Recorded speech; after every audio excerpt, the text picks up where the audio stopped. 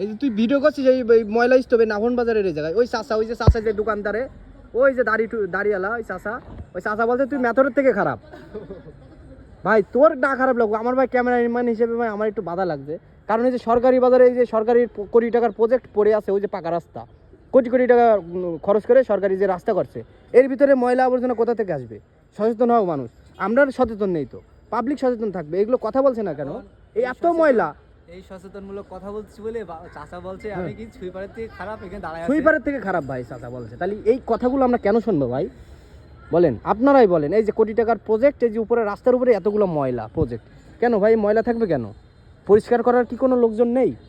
হ্যাঁ, নাভন বাজার দেখছেন ভিডিও, যে দেখছেন ভিডিও শেয়ার করেন। আমাদের নাভন তরকারি বাজার এই জায়গাটা বহু বছর যাবত এইভাবে, মানে রাস্তাটা নতুন শুরু হয়েছে, কিছুদিন পরেই দেখি যে ময়লা আবর্জনা এই অবস্থা। তো মনে করেন আমরা চাই যে আমাদের এই যে তরকারি বাজারে এই যে পূর্ব দিকে যে রাস্তাটা গেছে, আফিল পটল গোডাউনের পাশে যে রাস্তাটা গেছে, এই রাস্তাটা যেন খুব শীঘ্রই মানে চালু হয়, মানুষের যাতায়াতের জন্য চালু হয়।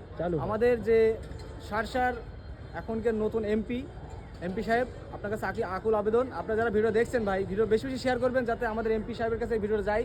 আমাদের তরকারি বাজারের এই যে পূর্ব দিকে যে রাস্তাটা গেছে, এই রাস্তাটার জন্য খুব শীঘ্রই পরিষ্কার পরিচ্ছন্ন করে আমাদের এই তরকারি বাজার সমাজটা যেন আরও ভালো করা হয়, এইটার জন্য এই ভিডিওটা মূলত করা।